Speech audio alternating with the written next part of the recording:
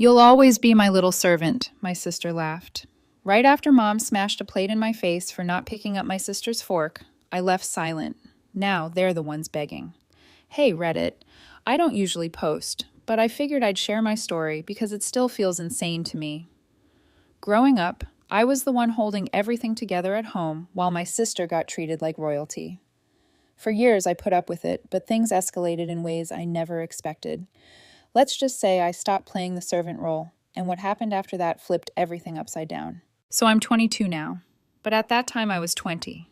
So, to explain how all this crap unfolded, I got to rewind a bit. My family. Imagine a sitcom where the laugh track got cut and instead you just hear yelling, guilt trips, and me running around like the unpaid intern of the household. That was basically my childhood. I've got one sister. She's 20, 2 years younger than me. And let me tell you, she was raised like she's the crown jewel of the universe, spoiled to the bone. If she sneezed, Mom would grab tissues. Dad would pretend it was cute. And I'd be the one sent to throw the tissues away. Meanwhile, I could drag in straight A's or win a competition. And the reaction would be, "That's nice. Now take out the trash." I was the built-in handyman since I could walk. Lawn mowing, me. Grocery hauling, me. Heavy furniture move, me. Driving little princess to her friend's house because she didn't feel like walking. Always me. And the crazy part, it wasn't just that I was expected to do it. It was like it was my role in life. My sister could literally stand next to me watching me sweat through hauling 3 bags of mulch, and she'd clap like she was the supervisor. And Mom ate it up. She's the type who sees me carrying 10 grocery bags at once, and instead of helping, she yells, "Careful, don't drop the eggs. Your sister doesn't like scrambled ones." Dad, forget him. He was always the quiet, whatever keeps the peace type. Peace, of course, meant me breaking my back while my sister sat on the couch scrolling. It wasn't just the chores either. Even when it came to school, the favoritism was so obvious it was insulting. When I got good grades, Dad would barely look up from his paper. Mom might say, "That's expected, you're smart." Translation, no one cares. But when my sister scraped by with a C in math, you'd think she cured cancer. Ice cream trip, posts on Facebook, hugs in the living room. "We're so proud of you, honey. You're trying your best." Trying her best. She didn't even bring her homework home half the time. The worst part wasn't even what I was forced to do. It was the way they praised her for doing nothing. Like once she vacuumed half the living room and left the cord tangled everywhere. Mom came in like, "Oh, look how responsible she is, helping the house." Meanwhile, I was outside sweating, fixing a busted sprinkler line because Dad said, "You've got strong arms. Handle it." No thank you, no acknowledgement, just assumed I'd do it. By the time I hit 18, I already felt like a live-in worker. I had a part-time job at a hardware store, plus classes. But when I got home, the list of chores was waiting. Sister, she was too stressed to help. Stressed from what? Posting selfies on Instagram. The car thing was another level. I saved up and bought my first beater, a 2001 Mitsubishi, paid for it with my own money. Within 2 weeks, my sister was demanding rides everywhere. Didn't matter if I had plans or work, she'd say, "You're my sister. You're supposed to drive me."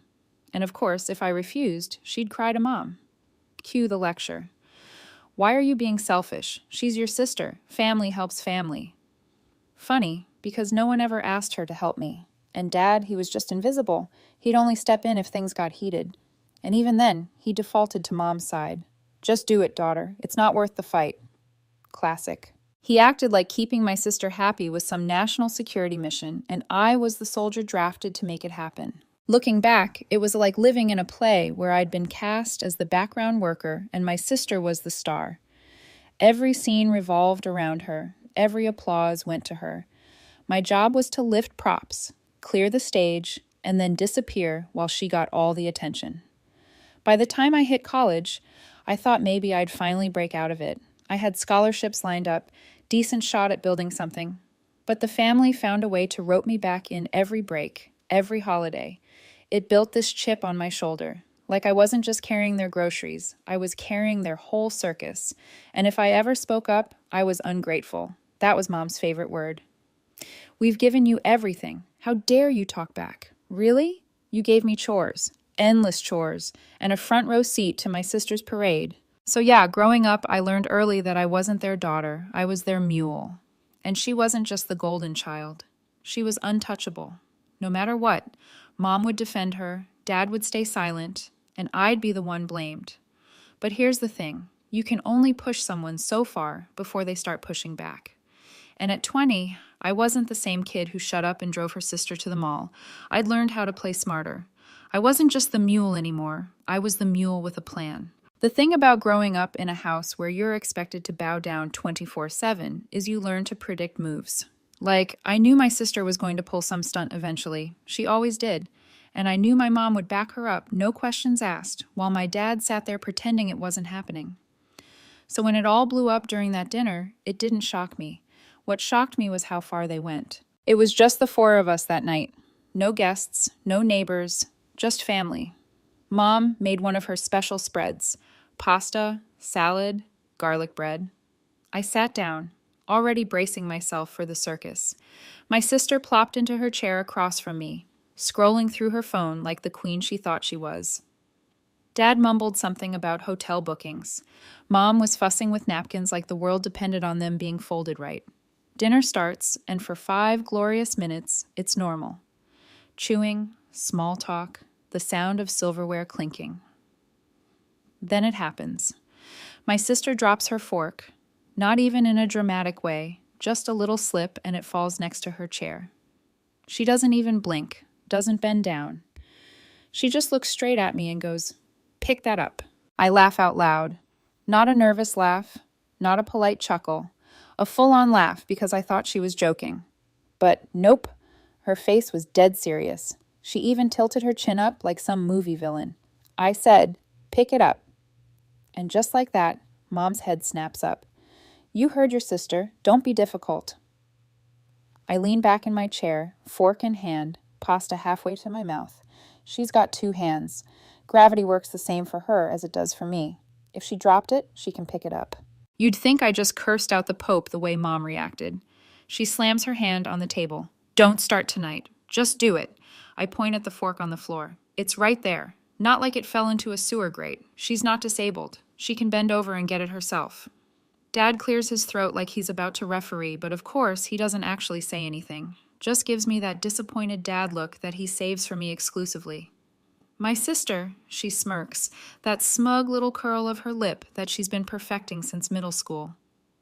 "Wow, you really think you're too good to help family, huh? Servants should know their duties." That word, servant, set something off in me. Not anger, not sadness, just this cold switch flipping because she meant it. She wasn't joking. She wasn't teasing. That's genuinely how she saw me. Not her sister, her servant. I set my fork down on my plate. The clink echoed, and the whole table went stiff. "I'm not your servant," I said. Calm, flat, the kind of voice that made it clear I wasn't bluffing. Mom jumps in, louder now. "Stop embarrassing us. Do you know how ungrateful you sound? Your sister's had a long day. The least you can do is help her."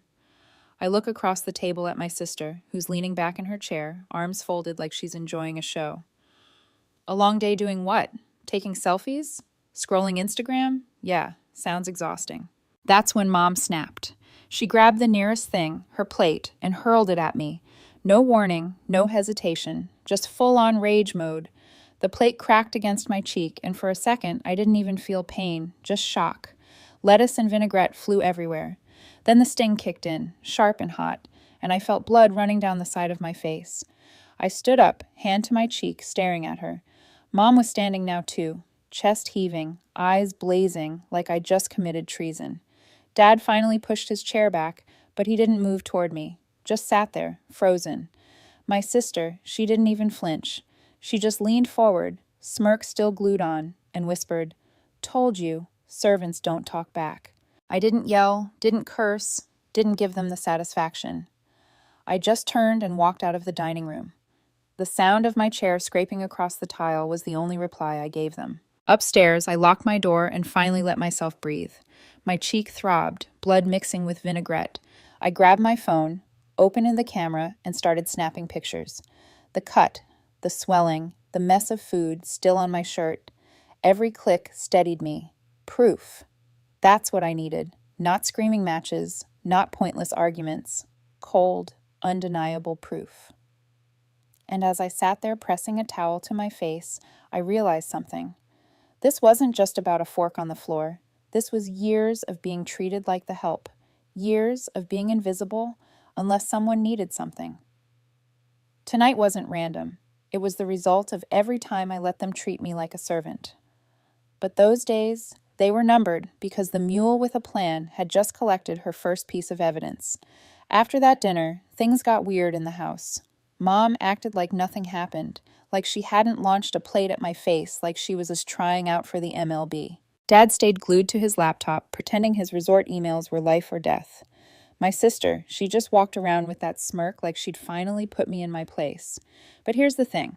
Once you taste the idea of freedom, you can't untaste it. I wasn't going to sit back and let them reset everything like it was just another Tuesday. So I started being more alert, collecting proof, keeping my mouth shut when needed, but also sharpening my responses. A few days later, I was outside in the driveway working on my car. Hood up, grease on my hands, sun blazing down. One of those quiet afternoons where you actually feel at peace. That is until she showed up. My sister strutted out like she owned the property. She had that smug walk, phone in hand, acting like she was about to deliver some royal decree. She leaned on the car next to me and said, "You know, no matter what you think, you'll always be my little servant. That's all you are." I wiped my hands on her rag and looked at her. Part of me wanted to laugh. Another part wanted to tell her to shove it. Instead, I leaned back against the car, smirked right at her, and said, "Funny. I don't remember servants being the ones keeping this house from falling apart. Without me, this whole circus collapses." That wiped the grin off her face for half a second. Then she leaned in closer like she was waiting for a fight. "Don't talk back. Everyone knows you're just bitter because Mom and Dad actually love me more." I tilted my head. "Yeah, congrats. You're the MVP of doing nothing. Really impressive title you've earned there." And that's when she pulled her signature move, the one that always worked when we were younger. She stepped back, flung her phone to the ground for dramatic effect, and screamed at the top of her lungs, "She hit me! She pushed me!" I froze, not because I was guilty, but because I knew what was coming. Sure enough, Mom and Dad came storming out of the house like they'd been waiting backstage for their cue. Mom's eyes went wide at the sight of her precious daughter, fake crying. Dad's jaw clenched, like he was about to give a courtroom speech. Mom ran to my sister, hugging her like she'd just survived a war. "What did you do to her?" she snapped at me. "How could you put your hands on your sister?" I opened my mouth, but before I could even explain, Dad piled on. "You're a monster, daughter. She's your sister, and you dare hurt her? What's wrong with you?" I just stood there, hands covered in grease, staring at them like I was in some twisted prank show. I hadn't touched her, not even close. But of course, in their eyes, her word was law. And that's when salvation walked in.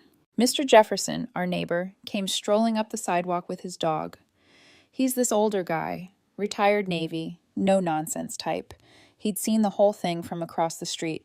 He stopped at the edge of our driveway, tugged his cap down, and said, "That girl didn't touch her. I watched the whole damn thing. She's lying through her teeth." Silence. Pure silence.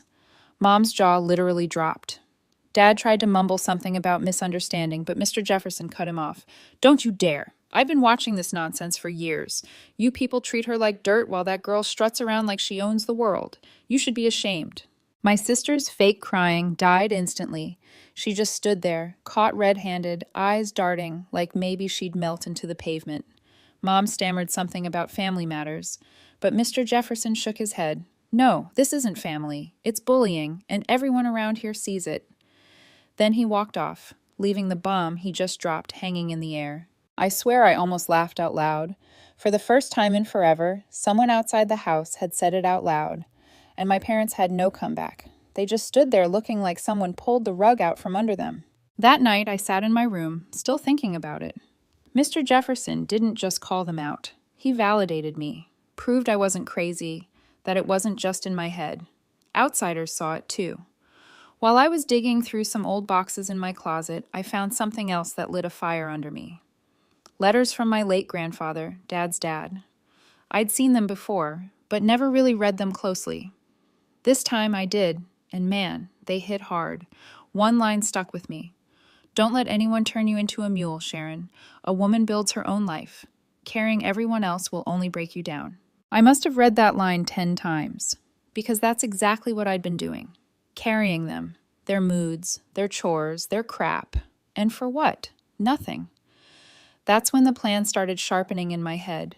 I wasn't just daydreaming about leaving anymore. I was going to do it for real. I started small, opened a secret bank account, stashed whatever cash I could scrape together from side jobs, snuck into Dad's office at night to copy my birth certificate and social security card. Every little step felt like breaking a chain, and I didn't stop there. I reached out to Mr. Lawson, a family friend I'd always looked up to, retired guy, tough but fair, the kind who gave advice straight with no sugarcoating. I told him what was going on, and instead of brushing me off, he said, "About time you cut loose. You've got brains, kid. Use them. Don't let them guilt you into wasting your 20s. That hit me harder than anything because he was right. I wasn't just planning anymore. I was already halfway out the door. The difference was they didn't know it yet. To them, I was still the obedient daughter, the built-in handyman who did whatever needed doing. So I kept the mask on, fixed the leaky faucet, carried the heavy groceries, nodded when Mom barked orders, smirked when my sister tried her little power plays. On the outside, it looked like I was still their mule. On the inside, every errand was just another day closer to my exit. But the problem with playing the game is sometimes the other side starts sniffing around. And my sister, she always had that nosy streak, the type to snoop through your backpack just because she's bored. I should have expected it. One afternoon, I was upstairs in the bathroom shaving stray brow hairs when I heard her door slam open, then mine. My gut tightened. She was in my room. I walked out and caught the tail end of it, her rifling through my stuff. My duffel bag was on the floor, half unzipped, the decoy one. I had planted it weeks ago, filled with gym clothes, old sneakers, and printed resumes for local jobs. All fake, all meant to be discovered. A trap, and she took the bait like a fish. Her eyes lit up when she saw the papers. "Oh my God, Mom, Dad, come here." I leaned against the doorframe, towel over my shoulder, acting bored. "Find something you like?" Mom came rushing in, wiping her hands on a dish towel. Dad followed, frowning. My sister shoved the papers at them. "Look, she's planning to leave. She's got a bag packed." Mom's face twisted like she'd just uncovered a crime. "Is this true? You're sneaking around?" I shrugged. "What? That it's gym stuff? Thought I'd finally stop skipping leg day." Dad grabbed the resumes, scanning them like they were FBI files. "These are job applications." "Yeah," I said, keeping my voice casual. "For local places. Figured I'd throw some out there. Can't exactly live here forever, right?" That line hit Mom's nerves. I could see it. She started pacing, muttering about loyalty and family duty. My sister was practically glowing, waiting for me to get nailed, but I just leaned back, arms crossed, and let them spiral. Finally, I said, "Relax. It's called planning. You want me freeloading forever? You complain when I don't contribute. You complain when I try to contribute somewhere else. Make up your mind." Dad looked at me, then at the bag, then back at me. He sighed. The classic. "I don't want to deal with this now. Fine, but no secrets. If you're looking for work, you tell us. Understand?" "Crystal clear," I said, hiding my smirk. They left the room, my sister trailing behind, still fuming that her big discovery had fizzled. As soon as the door shut, I zipped up the duffel, tossed it in the corner, and sat on my bed. Inside, I was grinning. They had no idea that the real documents, the bank info, the copied IDs, the bus schedule to the city were hidden in a shoebox under the floorboard. That was the moment I knew I had them. They thought they'd caught me. They thought they were in control. But I was running two games at once. The one they could see and the one they couldn't. Still, the scare reminded me I was walking a thin line. Any slip and they'd clamp down harder. So I tightened everything. From then on, I treated every move like chess.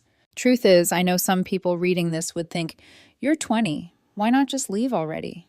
And yeah, technically, I could have walked out the front door that second, but leaving broke with no papers, no backup, no job lined up. That would have been playing straight into their hands, and I got no one to help. I was on my own. So they'd spin it like I was unstable, or worse, I'd end up crawling back when things got tough.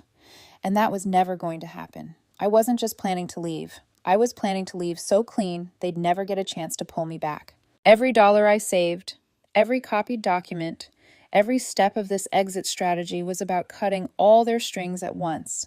When Mom asked me to run errands, I volunteered, gave me cover to hit the library, send out real applications, and check emails on public computers. When Dad asked me to haul boxes to the attic, I did it, then used the chance to stash extra cash where no one would look. When my sister mocked me about still living at home, I laughed it off because the truth was, I wouldn't be for long. But the tension was building. Every dinner felt like a test. Every glance from Mom felt sharper, like she was waiting to catch me lying. My sister kept throwing little jabs, trying to provoke me, hoping I'd snap so she could run and play the victim again. Behind the calm, though, my heart would still race, because if they ever found the real stash, the real plan, it'd be over. They'd lock me down harder than ever. The danger wasn't losing. The danger was being discovered too soon, and that made every day feel like walking a tightrope. But I wasn't scared. I was sharper than I'd ever been. One night, while everyone was asleep, I pulled out my notebook and started listing steps. Bus to downtown, train ticket to Seattle, contact Mr. Lawson to confirm the job lead, pack essentials only, duffel bag hidden under the seat of my car the night before, every move planned to the minute. I sat back looking at the list, my cheeks still faintly scarred from the plate, and I smiled. They thought I was boxed in. They thought they still owned me. But they were wrong because the mule with a plan, she was already halfway gone. And this time, there was no bringing me back. I knew it. But the problem with crazy people is they don't let go easy. They feel you pulling away, and instead of stepping back, they dig in harder, like a drowning person clawing at whatever they can grab. That's what my family did. It was after dinner, late enough that the house was quiet except for the hum of the ceiling fan. I had just cleared my plate when Mom's voice cut sharp through the air. Family meeting. Now. That tone wasn't optional. It was the same one she used when she caught my sister sneaking beer at 15, or when I forgot to mow the lawn for a week. I sat back down at the table, and sure enough, Dad and my sister were already there, waiting like it was some courtroom. Mom stood at the head like she was judge, jury, and executioner all rolled into one. I didn't even flinch, just leaned back in my chair, arms crossed, ready for the performance. Mom started first. Your attitude has been unacceptable. You've been distant, defiant, and frankly ungrateful. After everything we've given you, this is how you repay us? I tilted my head. Given me or taken from me. Her eyes narrowed. Dad cleared his throat. This family only works when everyone knows their role. You're disrupting that balance. Translation, I said, smirking. You mean when I act like the unpaid butler? I jerked my chin at my sister. And she acts like royalty. My sister gasped like I just spat on the Holy Grail. You're pathetic. You'll always be the servant. That's your place. I didn't raise my voice. Didn't need to. I just reached into my pocket, pulled out my phone, and slid it across the table. Screen lit up with the photo of my cheek, the cut from the plate, the swelling, the blood. Funny, I said calmly, because where I come from, servants don't usually get assaulted for refusing to pick something up. That's not discipline, that's abuse. The room went dead quiet for a beat. Mom's face drained, then flushed red. Dad's jaw tightened. My sister's smirk cracked for the first time in months. Delete that, Mom snapped, her voice high-pitched. You're twisting things. You pushed me first. You provoked me. I laughed, sharp and short. Yeah, sure. Everyone can see I provoked a flying plate with my face. That's when Dad lost it. He grabbed his glass of water, slammed it down, and shouted, "Enough!" Then, in one stupid split second, he hurled the glass straight at me. Time slowed. I saw it spinning, liquid trailing behind like some slow-motion commercial.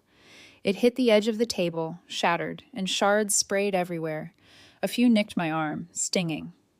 But here's the kicker. Some bounced back onto them. Tiny cuts dotted Dad's hand. A piece clipped my sister's bare leg. And suddenly, the masters of the house looked less like kings and queens, and more like clowns bleeding from their own mess. I stood up slowly, brushing shards off my shirt. My voice came out calm. Dead calm. You just proved my point. You're not just toxic, you're dangerous. Mom scrambled, hands flailing. It was an accident. He didn't mean... I held up my phone, already snapping photos of the shards, the cuts, the mess. Doesn't matter. This isn't just family drama anymore. It's evidence. For once, my sister was silent. No smirk, no quick insult, just wide eyes, realizing the game had changed. I grabbed my bag from under the chair, slung it over my shoulder, and looked each of them dead in the eye. You thought you could keep me trapped here forever, but now you've given me every reason to make it official. Mom's voice cracked. What do you mean? I mean, I said, stepping toward the door, I'm filing charges. You think I'm going to let you keep throwing things at me until one day it's worse? Nah. This ends now. Dad lunged forward like he wanted to stop me, but one look at the phone in my hand froze him mid-step. He knew. They all knew. The power dynamic had flipped. I walked out of that room like I owned it. Their voices trailed behind me, a mix of panic, anger, and fake pleading. But I didn't stop because in that moment, I realized the plan wasn't just about leaving quietly anymore. It was about burning the bridge behind me so they could never drag me back. And nothing lights a bridge faster than the truth, backed up with cold, undeniable evidence. That night, I didn't sleep. Couldn't. My mind wasn't racing in panic, though.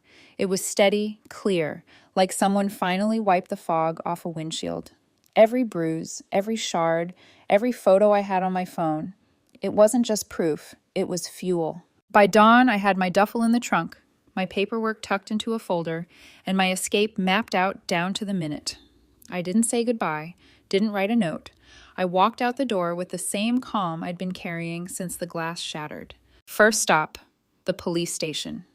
Walking in with a bandaged cheek and fresh cuts on my arm got me noticed quick. I asked for an officer, laid out my phone on the desk, and let the pictures do the talking. The cop scrolled through the images, his brow climbing higher with each swipe. The plate cut, the bruises, the broken glass scattered across the dining room floor. You're saying both incidents were your parents? He asked. Yep. First, my mom threw a plate. Then my dad threw a glass. I've got timestamps, neighbors who saw parts of it, and my phone full of proof. You tell me what that looks like. He didn't argue, didn't downplay it. He just nodded and started typing. Looks like assault to me. Hearing it labeled out loud felt like a weight snapping off my shoulders. It wasn't family drama. It wasn't discipline. It was assault. Period. They filed the report, gave me copies, promised to follow up with Mr. Jefferson for his witness statement. And just like that, the narrative I'd been trapped in for years started flipping. It didn't happen overnight. A few weeks later, the charges officially landed, and that's when the dominoes started falling. By the afternoon, I was at Lawson's place, the mentor I'd trusted. He'd kept a spare room open for me, said I could crash as long as I needed. We sat at his kitchen table while I sipped coffee, and he gave me that approving nod only old men with military haircuts can pull off. Told you it would come to this, he said. Now don't waste the chance. Build your own life. And I did. I stayed at Lawson's for a bit, helping around his place while lining up the job offer. 2 weeks later, I packed my duffel, caught a bus to the station, and bought an Amtrak ticket to Seattle. Watching the miles roll by out the window, I knew I wasn't just leaving a house. I was leaving that whole cage behind. Within 2 weeks, I had a job offer locked in from one of the firms I'd been applying to. College went on pause the second I walked out of that house. I didn't have the bandwidth for classes and rebuilding my life at the same time. So, work came first. Nothing glamorous, but it was mine. My paycheck, my independence. No more being told when to take out the trash or who I was supposed to serve. Seattle became home base. First a buddy's couch, then a tiny studio with creaky floors and a view of a brick wall. But it was my brick wall. I cooked my own food, set my own schedule, lived on my own terms. Every time I dropped a fork on the floor and bent to pick it up, I laughed. Stupid, but it was symbolic. My fork, my hand, my choice. Meanwhile, back home, the fallout was brutal. The cops didn't brush it under the rug like my parents expected. They followed through. Mom and Dad were hit with assault charges. Nothing felony level at first, but enough to stain their records and get the neighbors talking. And gossip spreads faster than hurricanes in that community. Suddenly, my mom wasn't the queen of block parties anymore. She was the woman who threw a plate at her own daughter. Invitations dried up. Friends she used to brag to started avoiding her. Dad didn't escape either. The resort business thrives on reputation. Word got around that he had family problems. And just like that, his bosses stopped trusting him with big accounts. The man who once strutted through hotel lobbies now found himself demoted to handling regional bookings, stuck in a cubicle with peeling wallpaper. His pride, the thing he valued most, was gutted. My sister, she lost her favorite weapon. After Jefferson vouched for me and the cops took my side, her word meant nothing. People stopped believing her stories. Without me to fetch and carry, she suddenly had to live like the rest of us. Work, bend, sweat. From what I heard, she ended up slinging lattes at a coffee shop, posting sad Instagram captions about grinding. Reality check, served piping hot. I didn't gloat, not outwardly, but inside, watching them unravel from a distance was the sweetest satisfaction I'd ever felt. Not because I wanted revenge for revenge's sake, but because for once, the world saw them for who they really were. And me? I wasn't their mule anymore. I wasn't their scapegoat or their servant.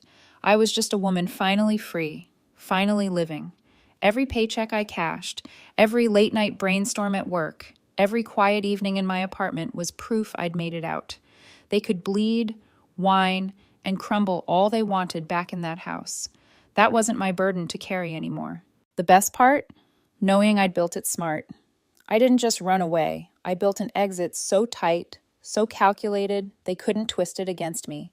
Evidence in my pocket, job lined up, life waiting. And now when I look back, I don't see a girl who was trapped. I see the woman who played the long game, stacked the deck, and walked away with everything they swore I'd never have: control. And while I was building something real in Seattle, their whole empire back home started collapsing from every angle. Lawson was the one who first gave me the updates. He told me he'd run into my dad at the hardware store, said the man looked like a ghost. My parents were fighting every day. Mom screamed that Dad let me slip away. Dad snapped back that Mom was the one who turned the house into a circus.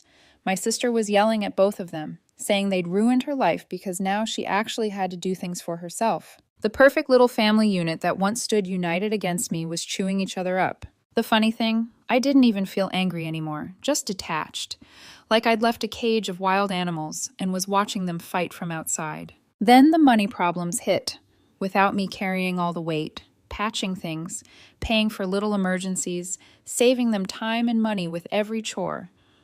Their finances started crumbling. Dad's demotion at work cut his pay down. Mom's little social events dried up, which meant no side perks.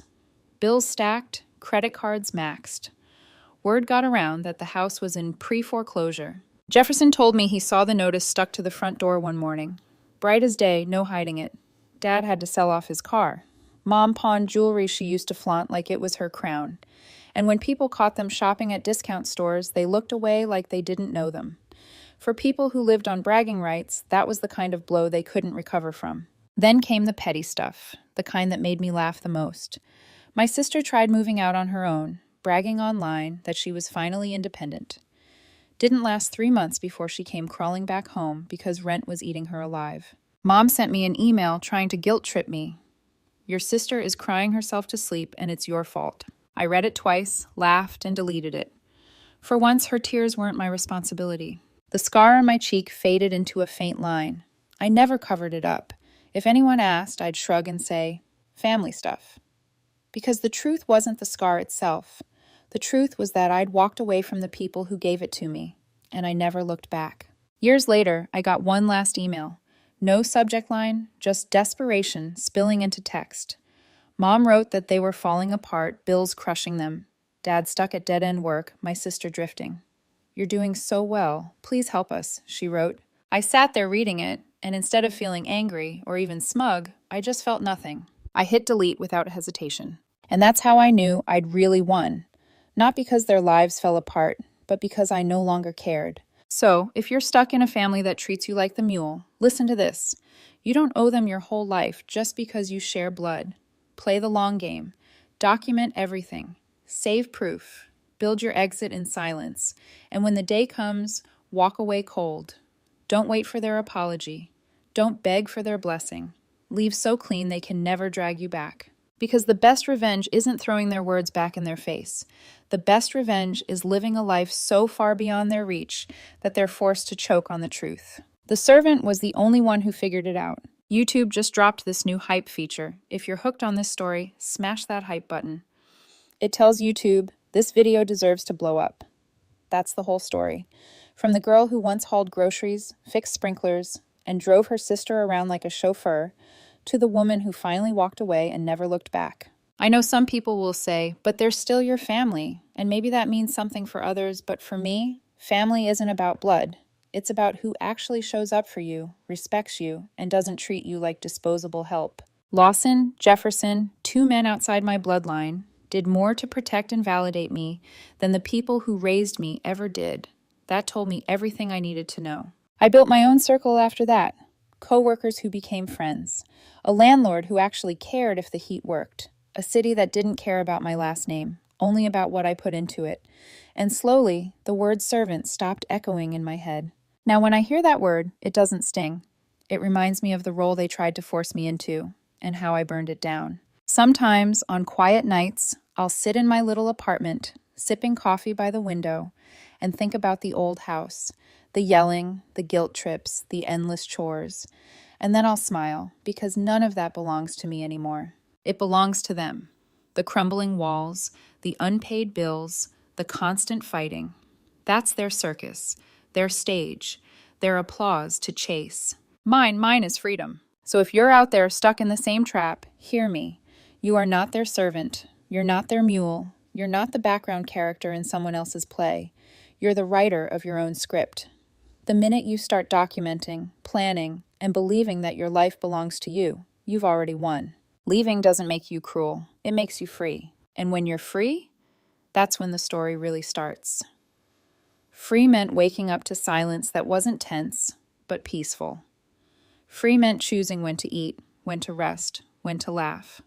Free meant no one could hurl plates or words at me and expect me to bow my head in shame. I learned quickly that freedom isn't glamorous. It's ramen dinners, long commutes, tiny paychecks stretched too thin. But every single struggle still felt lighter than the weight of living under their roof, because it was my struggle, my effort, my reward. And slowly, things shifted. That first firm I worked for opened doors to another. Paychecks grew. I got better at saving. My little studio eventually turned into a one-bedroom, then a place with real sunlight and hardwood floors that didn't creak like they were begging for mercy. The scar on my cheek? It faded, but I never covered it up. Some scars are reminders, and I wanted mine. It was proof that I survived, that I walked out, that I never went back. Meanwhile, updates trickled in from Lawson, from Jefferson, from whispers online. The house I grew up in eventually sold. Pre-foreclosure turned into foreclosure, and the castle my sister once ruled, from a couch, got auctioned off to strangers. My parents ended up renting a small place across town. Dad, still bitter about the demotion. Mom, quieter than ever, no more block parties to host. My sister, well, let's just say Instagram doesn't hit the same when your latte art is the highlight of your week. Did I feel bad? No, not even a little, because I warned them. With every chore, with every slight, with every ignored bruise. They built that collapse brick by brick. All I did was walk away before it came down. And here's the part no one expects. I don't hate them anymore. Hate takes energy, and they're not worth mine. I don't forgive them either, because forgiveness isn't owed. What I feel is nothing, and nothing is freedom too. Now every time I look in the mirror, I don't see their servant. I see Sharon, the woman who chose herself, the woman who broke the cycle, the woman who proved that sometimes the most powerful word you can ever say is the simplest one, enough. And that's all I'll ever need to say about them again.